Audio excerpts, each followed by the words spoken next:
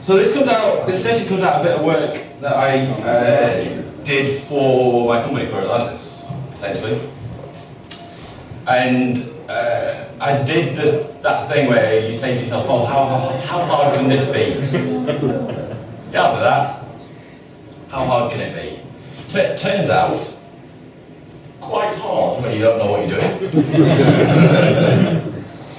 But I spent a lot of time Googling and a lot of time learning, and so now I think it's really easy. So hopefully this will shortcut you through the weeks of going, I have no idea how this works, so you can do it as well. All the code I'm going to show is all on GitHub. All the links I'll show you in a second, so if you want to download the code snippets and use them for yourself, you're very welcome to do so. So, I think that I was in the same situation as a lot of people in this room were, right? Who's written a PowerShell script? Look at that. It will last 24 hours for me? No. Who has equal expertise in C#? Alright, so 2 or 3 people, okay? So this is the perfect audience for what I'm going to tell you. If you're going to write a Windows GUI for a full application, and that's what you fancy doing, do it in C#. If you want to write something simple, and you know PowerShell, then this is how you do that. Tip 1. Get a good monitor. All stupid tip, but it works. The reason being is all the development environments and all the tools have a lot of stuff. Yeah, you want to be able to see what you're doing. Have a goal. Don't decide, oh, I fancy learning this. You'll probably get nowhere. Pick something that you think might be useful, either for use yourself personally or for your company. I think I want to go do that thing. A good thing would be maybe take an existing script that you have to give out to people, and people come back and they change the wrong stuff and they break it and that sort of thing. Yeah. Then pick that as your goal to write a GUI for. And break your goal into small and simple tasks. Yeah? If you try and eat it at once, then you're going to have trouble. So write your script first, get the logic right first, and then build your GUI on top of it.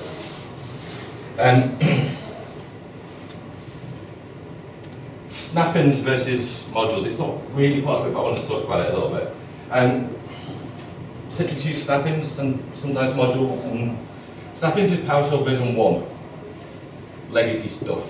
So I'm going to talk about modules. Even VMware still do a snap-in for PowerCLI. They actually do a module as well, so they do both right now. But the snap-in stuff is going to be depreciated. So it's deprecated. Yeah. No, it's a different word. Speak English. Fine. It took him 2 minutes. Yeah, so I'm going to talk about modules, not going to talk about snap-ins at all. So you've written PowerShell script, you've all done that, that's fine. What extra stuff do you need to be able to write a GUI? Well, first, before we have a look at that, we're going to have a look at what the technologies are behind a Windows GUI, right? WPF is Windows Presentation Foundation, Windows Forms. UWP is Universal Windows Platform. I'll look at 10 there. Yeah. All right, I'm getting it right, that's fine. A lot of people, when I did this, said, why aren't you using Windows Forms? Hello, Alex, how are you? Sorry, your pubic hair is doing the microphone. That's not the first time you've been told that, is it? It is professionally, my personal life, different matter. Oh, I recognise his face.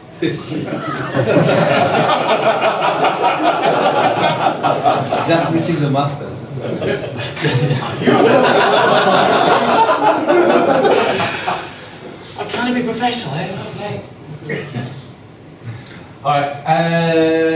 said to me, why don't you use Windows Forms? Why do you use WPF? Windows Forms is much easier.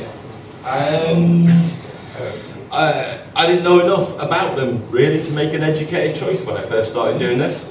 Oh, you would have chosen otherwise. Maybe, maybe not, maybe not. So Windows Forms is simpler. There's a lot more sort of stuff on the net about it, and weirdly, WPF makes. You can't hear me. Oh, it's okay, keep going.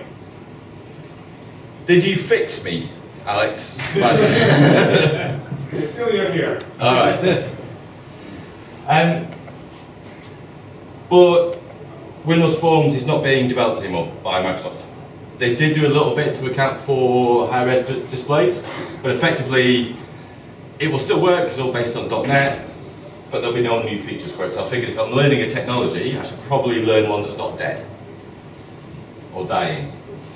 And in fact, more people use WPF than Windows Forms now, and almost no people use the new cool stuff. So I decided to use WPF. One thing that was really interesting that I found out about WPF, you know, people keep saying to you, oh, Office now uses GPU, right? Yeah. As if it's something special that Microsoft have done, and that's kind of how I understood it, something special Microsoft have done with Office to make it use the GPU. If you use WPF to write your application, that is by default automatically hardware GPU enabled. So that's actually what they're talking about because they're now WPF applications.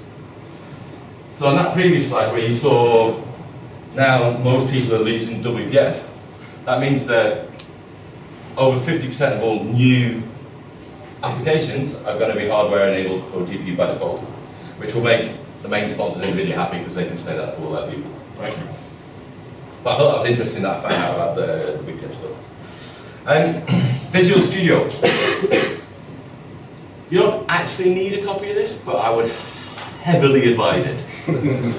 Heavily advise it. You can get the Community Edition, which is not fully featured, but it is fully featured for this, for WPF. So if you want to do some other weird stuff, then you'll need to buy a license. But for doing WPF stuff, you don't. You can just use Community Edition. Very handy. For the PowerShell stuff, you got a lot more choices here, right? So Visual Studio Code now has a PowerShell plugin for it. Sapien PowerShell Studio is excellent. It's what I use, but that is quite an expensive product. If you're a CTP, then you get a discount, so lucky us.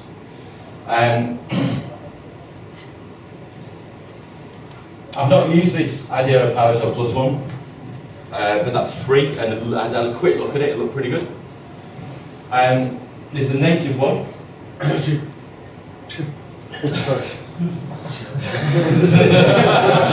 it's shit. It is shit. You can save all. You have 2 documents, you can save them all. I can't hear you. Stephen. You can't even save 2 documents with 1 click. Don't save all, don't Yeah, play yeah, all documents. Yeah. Easy steroids, you can use it, but There is also a IC preview build that you can get access to as well. It's on the PowerShell gallery, we'll talk about some more as well. But it's not any better, it's just the same, really.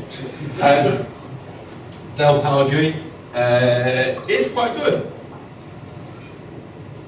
But Dell have stopped supporting it or downloading it, or Warren? So everyone knows Quest has been reborn. The Quest is going for this is my understanding. I did not know that. So Warren said that Quest has been reborn and they're going to take up development of this and re-release it again. That's excellent. It's a great was a great free product. And you can even use something like Notepad++, right? It has limited markup in it and stuff, but really use a proper ISE. Sort of covered this in the opening, right? Do you want to use a C# code to write an application, or do you want to use PowerShell? if you're a professional application developer, you use C#. If you're us and need to do something quick and dirty, PowerShell is absolutely fine. And I'm actually going to write an application live in front of you, and it's all going to go really well. And if anything breaks, right, I'm going to give it one try to fix it, and then I'm going to move on. You've got to keep me to that. When I go, no, I'm sure I can. No, one try, it's all I get. And Will you get some sleep during the night? What about the screen is yellow? I'll be fine. PowerShell Gallery. So one of the things that, so one of the parts of the app I'm going to build is essentially talking to Twitter. And I looked on PowerShell Gallery, if you're not familiar with it, is where there's lots of community and free modules and scripts that people have uploaded to it, and you can go and download it and access it. Very useful. You can even access it from within PowerShell itself. You can do searches and install it without having to go to the website. Extremely cool. Somebody very clever, part of our community, has written a couple of Zen Desktop 7 DSC results to put it on the gallery. Haven't you, Ian? Yeah. So I thought I'd be into work while we're talking about the gallery. What else did I do? I logged on Twitter to dev.twitter.com and got some OAuth credentials, which means that Twitter will let me call their APIs. It's not terribly difficult. There is on PowerShell Gallery 2 Twitter modules. I ended up picking the invoke Twitter APIs one, so I didn't have to write any code to address the PowerShell REST API. Nice. Saved me a lot of work. Sort of, it doesn't work, I had to fix it, but you know, saved me a reasonable amount of work. So your tweets are actually Automated. programmed? Yeah. Now it makes sense. Yeah.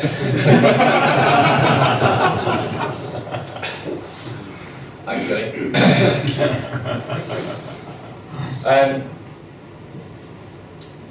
Although I am going to write it live in front of you, I have got like lots of stuff I've written before, so if it does all go terribly wrong, I'm going to drop back to that, right?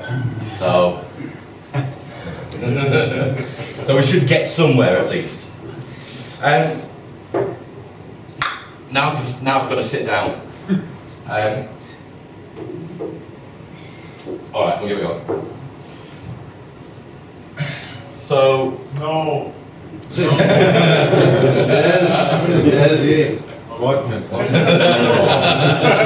are you just leaving now, Alex? I'm disappointed. I'm disappointed, Alex.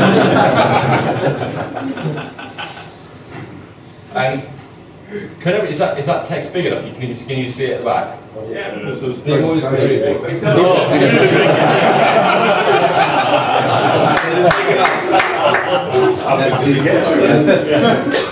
I know. Oh, there it is. Connecting to an external display. Just All right. Well, let me ask that again. Yes. I can see it. It's working so far. All right. That's a GitHub account where all these scripts are located, so feel free to go and access that. We're going to do something stupidly easy to start with. Too fast. So, effectively, there's one file in there, and I'm just going to put that object in a variable. Let's have a look at that. Right, one file. So if we look at the object in a little bit more detail, we've got a whole list of stuff for that file, right? And the two most important ones that every single PowerShell object has, pretty much, is properties and methods, right? So a property is something that the object is.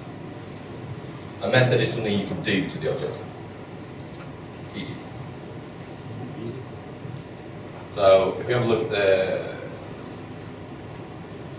directory property, there you go, you can see it's in that directory. And if you take one of the methods, which is just a copy on that file, yeah, and now we have 2 files in that directory. Nice and easy, right? Properties and methods. How long did it take you to work that out? Fucking ages. I'm really slow. This will be more relevant, as it, yeah. I'm not just doing this because it's a piece, but this actually has some relevance later on. Good life coach.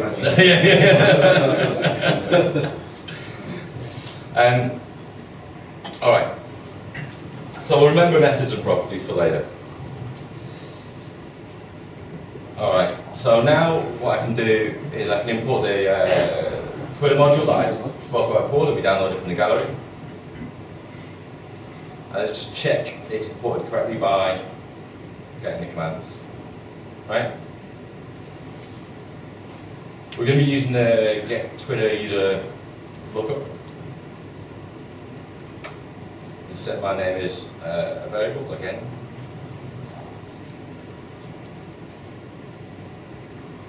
We'll put it in a variable and let's have a look. So now Twitter, so I've authored to Twitter using PowerShell. I got back all the details for my profile, right? That Twitter is provided by their API. Without password? I've got OAuth, right? Yeah. So because I've applied for OAuth from Twitter, Okay. yeah, inside I've got the key and the secret, both sets of keys and secrets, and then, which aren't on my GitHub, by the way. You wouldn't believe how many secrets are on GitHub. Yeah, I would actually, because it's like, oh, just put it there, it's easy. Sean tells a good story about somebody he knows who left his Amazon AWS API key on GitHub. And somebody trolled it and Amazon phoned him about 800 times overnight while he was asleep. And somebody just spun up like 1,000 VMs of his account.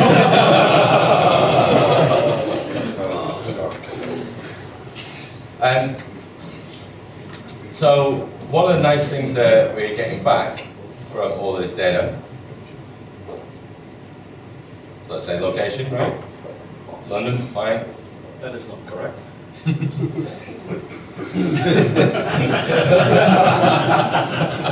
You're such nice colleagues. I know. At least some of them. So what I'm going to use out of this though is effectively the URL. So it's giving me back a URL for my profile pic. Yep. I'm scared now. Now it's getting nasty. I expected something different. So we can see that tiny pic as a URL. Okay. So now we've got plugging to Twitter and getting pictures back. Cool.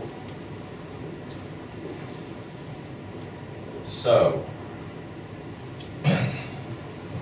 if we want PowerShell to realize that we're trying to create presentation elements, we've got to add the types in for WPF. So now it knows all about GUIs. We're just going to create an empty hash table here, and this is to place the GUI objects in once I've gone and created it. You know what? I'm going to change the order of doing this. What could go wrong? Famous last words. I just thought, I'm going to change it now. Perfect time. All right. Visual Studio.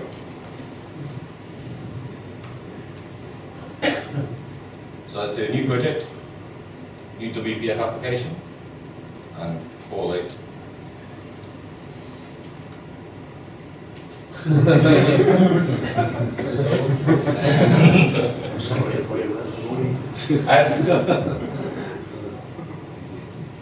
Let's just fit that.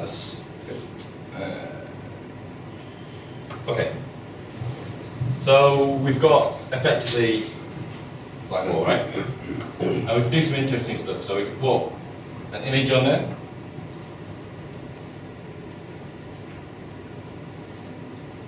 And a text box. And a button. So text box is for something to enter text into. And a text block is not that. It's something where you want to write on the application, right?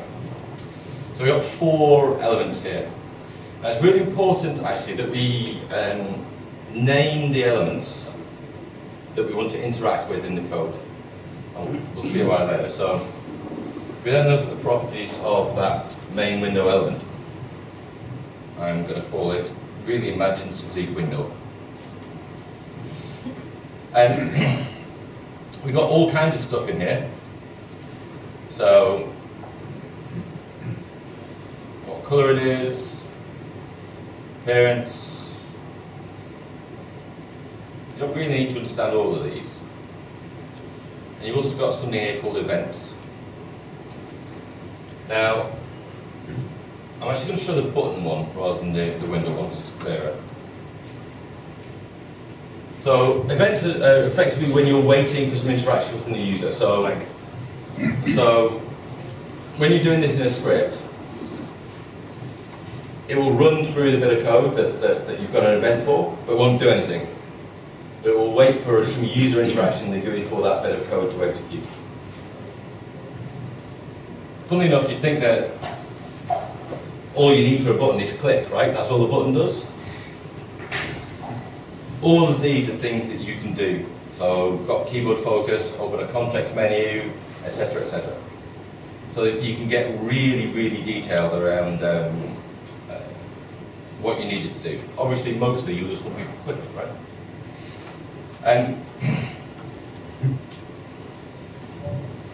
WPF is built so that everything that I've just done, putting those 4 things on the GUI, and now in XML behind it. And this is all you need to define the GUI because Windows does all the rest of the work for you. And we can see I've got the image, the text box, the button, and the text box. Because it's XML, you can take nested objects. So you can put an image on the button, and then you can put a grid in that image, and then you put another image in. You can nest everything, and you can control everything that you want to do. Now this makes it very nice in terms of you can do whatever you want, but it also makes it really horrible in terms of I just want this simple thing. Why have you made it so hard? Everybody needs one of these things, like let's say an IP box, yeah, where you enter an IP address. There isn't a control that says, give me an IP address box, right? You have, and people have realised this. And in C#, there's loads of examples on the net of how to do this.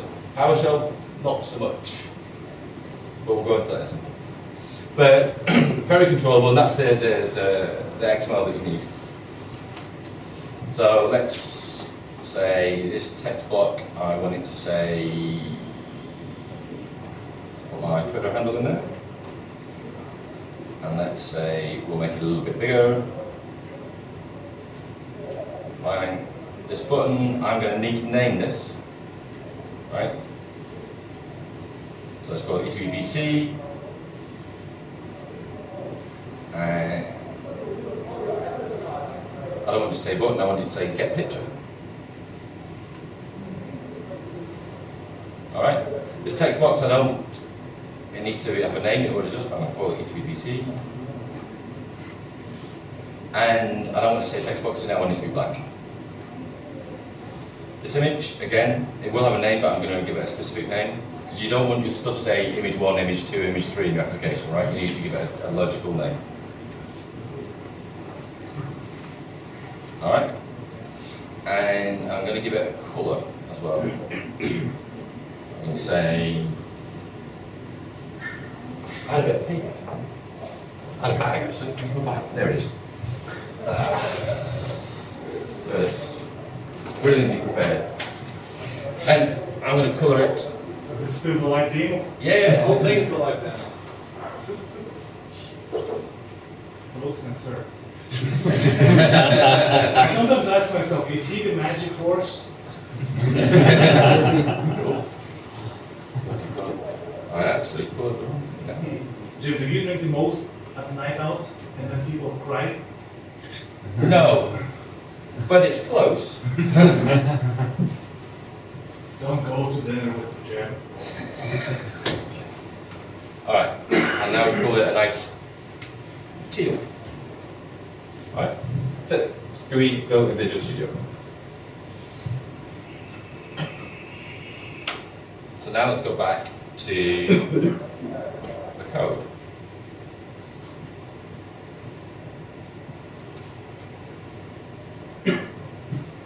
So we already added the presentation types.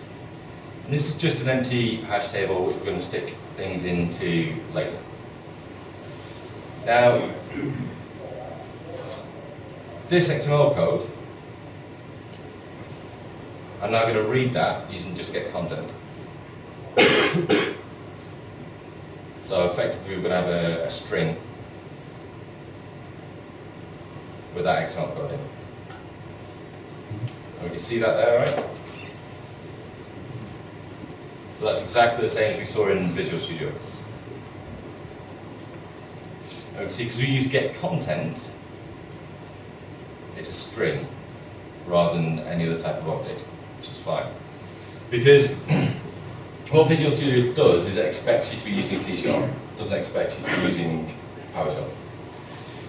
So it puts in quite a lot of stuff, so 3 or 4 things that PowerShell doesn't understand. It will barf if it sees those things in the XML code. So what you need to do is just use a couple of regular expressions here to go and replace some stuff in that XML code that PowerShell doesn't understand.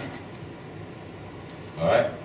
And now it almost looks exactly the same. I know that it's text wrapping, but never mind. It almost looks exactly the same as before, but I've just removed the stuff that PowerShell doesn't like. All right? Was a string, now we're going to change it to XML. We can see that now that's now an XML document rather than a string. We're going to then put that into the node reader.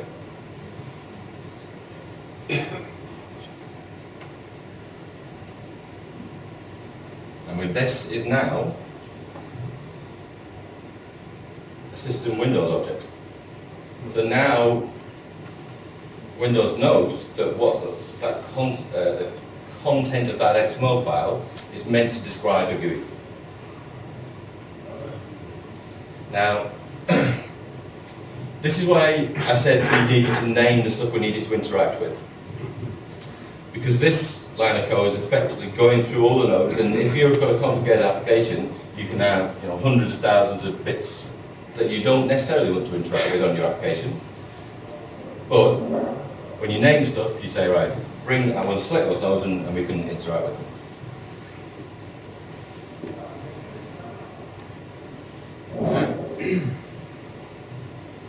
So now we take the name nodes and we add them to the WPF variable that I set up previously. Alright, now, if everything's gone well, inside this WPF variable should be all the stuff that I've named, and not the stuff I haven't, with all the details for it in a PowerShell object. Cool. Alright, so now we've got a text box, we've got an image. Yeah, even says get a picture for that button, and the window itself. So let's have a look inside the button, and let's have a look at the object. I'll do that in the next bit. But this is effectively all the defaults that I haven't changed, plus the small things I have that are inside that button object.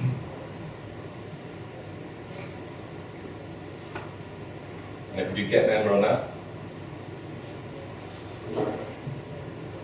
we can see that object, that object is now type of a button. So now we can interact through PowerShell with the properties of that button.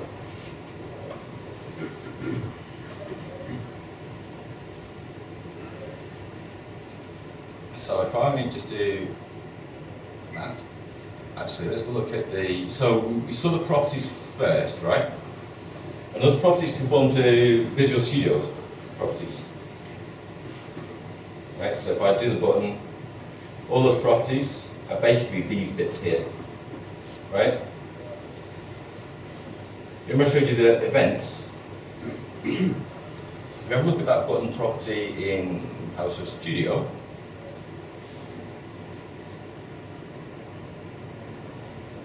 now we don't have properties and methods, but we've also got events.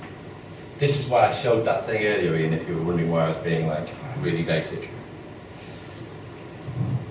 So now we've got events, that makes life very interesting in terms of waiting for a GUI to do stuff. Remember I said that buttons had a lot of stuff that you could do with it besides click? Let's see how many. 111. 111 things you can do with a button. Didn't even know. Only one thing was a beer. Alright. So, we've just got some PowerShell objects, right? If we just run that, that's our GUI. So, all we've done is create an XML file, muck around with a couple of objects, and we have a GUI. Now, I can type in the text box, I can click button, I haven't put any code to do anything in here, right? This is just just making the GUI appear. So, Jim? yeah, Is this still part of the same PowerShell executable? So there's no separate process here, there's just an object file and PowerShell executable? yes, so this is actually part of the PowerShell thread, yeah? Right, we'll talk about threads in a bit, but... So, if you want to create a GUI from your PowerShell script, and you've created your GUI using drag and drop in Visual Studio, these are the 8 lines of code that you need to create a GUI, to make your PowerShell script into a GUI. That's it. 9. Yeah, fine, whatever. 9 lines of code. It's actually 10 because we'll show dialogue what is later, but... It's definitely not 8. Should we talk about this for some more, right? No, carry on. All right, because should we count? So this is horribly formatted, and there's no error checking, there's no error handling. But I just wanted to put it in this way just to show you how few lines of code you really need to start a GUI. So just from that. Now, previously we did the Twitter stuff, right? And now this is the event. So this is the click event for the button in the GUI. And this is the exact same code I used to show you when I got the information back from the Twitter API. Now this won't do anything, right? Because this is waiting, this is an event, so it's waiting for a button click. And let's start the GUI again.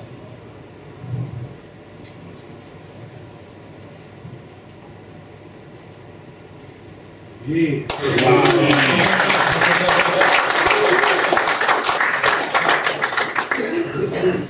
All that just to show you a picture. I know. Hey. So, somebody give me a Twitter screen name? Jenna Jameson.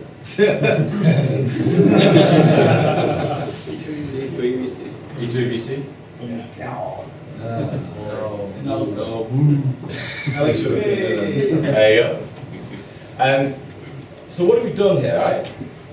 Very quickly and very easily, we've used a publicly available module to talk to a REST API, and we've done some logic to show the results of that REST API call in a GUI. Now, what can you do with this, essentially? Well, you can do a whole lot, because if you've got, say, a PowerShell module from VMware that goes and talks to VMware's APIs, right? And you've written a PowerShell script to deploy a host or configure DSC, then you can use this, put it in a GUI, and make sure that people are not fucking with your script, essentially. And even idiots can use it. Hopefully. And GUIs, as a good friend of mine said to me when I started doing this, GUIs are hard. And the reason they're hard is because effectively you're trying to take away all the errors from the script and make it foolproof in a GUI. So when people drag and drop a text file into a text box, you don't want it to fail, right? You need to handle stuff like that. So it's not just quite as simple as writing a GUI. There will be stuff people will do, you know, if you've got next and back buttons, what happens when you go back and next and back and next and back and next? Does it break? So GUIs in that way are hard, right? But for something very simple, that doesn't necessarily need to be the case. And so one of the problems was effectively MSDN. MSDN's brilliant. And it's a wonderful resource, but for each of these objects that we saw in PowerShell, right, we saw the button type object, MSDN has syntax examples, C#, C++, whatever. Do you see a PowerShell tab there? No. So probably Microsoft is not expecting you to do this in that way. Now, everything's just wrapped for .NET, right? So PowerShell's wrapped for .NET, C#'s wrapped for .NET.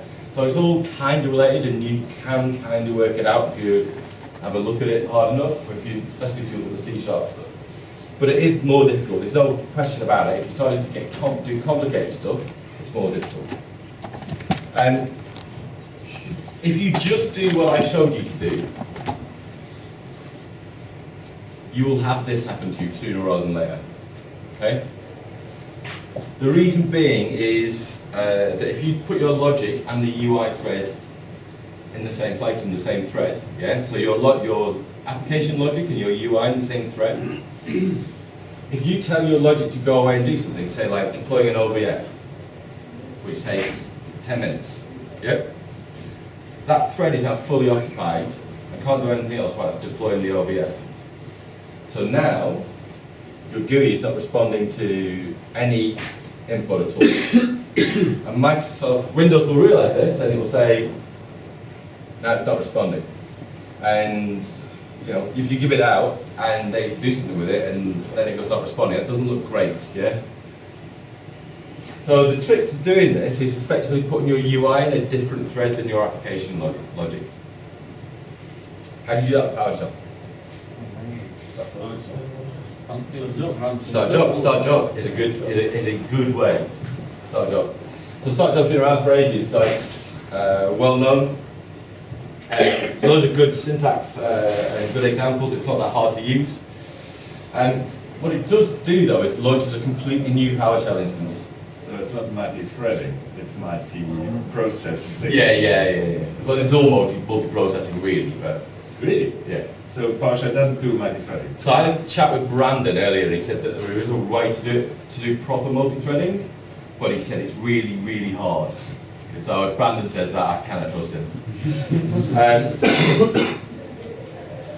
But even whether it's multi-processing or multi-threading, right, it still separates the application logic in a different area to your UI. So your UI will remain responsive while you're doing stuff. And it is relatively tough because it has to start a whole new PowerShell instance, right? So this would be good for something like deploying an OVF because it's one thing and it's going to take a while, so you want to start it and then carry on when it's finished and your UI will be responsive. How am I doing for time? Okay. Run spaces. Less well known, good syntax only in PowerShell version 5. It launches a new thread in the same PowerShell instance, so it's much, much quicker.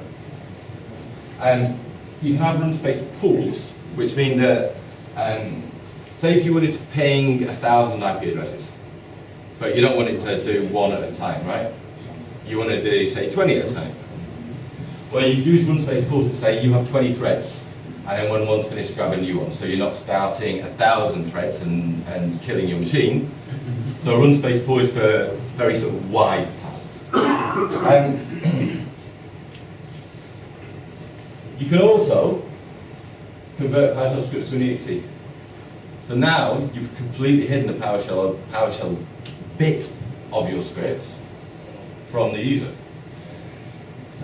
Two ways, there's more ways than this, but the two ways that I recommend. One is a Microsoft Gallery resource. It's actually written by someone from Microsoft then. But PS2exe will convert your PowerShell files to an exe. And the other one is this Sapient PowerShell Studio. Also has a utility built into it where you can create exes and you can put code signing certificates on them and all kinds of cool stuff like that. I've got a little bit more update because we've got 4 minutes. What? Shut up. It's fine. You see yourself.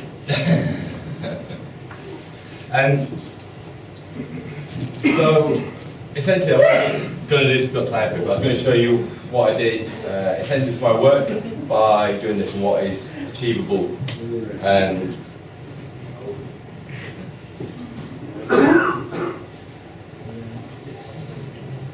So, let's do this very quickly. Still did great exe. Well, thank you very much.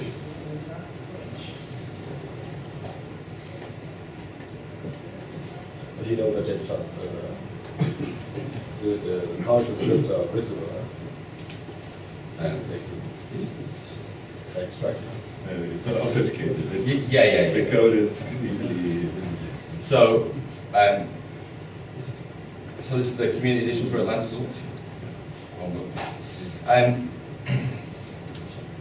And this is all built exactly the same way that I've just shown you. Yeah? Just buttons, and PowerShell code behind. And I'm going away, took it to vCenter, getting the host on vCenter, pulling back, putting it into a tree view for the clusters and hosts. Yeah, get the local SSD. I've actually fed it some parameters, so all of these details are pre-filled, so you don't watch me typing IP addresses. And one of the things that I did find in WPF was really useful is what they call rooted events, which means that effectively, instead of, whereas Windows Forms, you had to do things for each individual part of the GUI, in WPF you can use rooted events, which means that you can group things together and say, do this thing for all of these bits, which is very useful for the IP address boxes.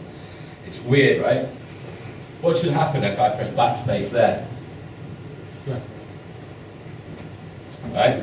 It should go to the previous octet, right? But these are individual text boxes. That's not set up. There's no IP address. You have to individually handle that to do that. Right? And then to move the cursor across. That was a massive pain in the tits, believe me. I don't know if that value is important. It should have been 68 probably. Yeah, 68. Yes, thank you. That was quite important. There is a nice tool in Breakage Builder. Yes, I've seen that. Yeah. That's good. Smart launch will host the cluster, and that's it. And that's all built in exactly the same way I just showed you how to do a really small Twitter account, right? It's a publicly available module, it's the USX PowerShell module, it's the PowerCLI module, it's the Zen Server module. And just a bit of logic in Visual Studio. And I reckon that's me done. So now you can all build GUIs. Yeah.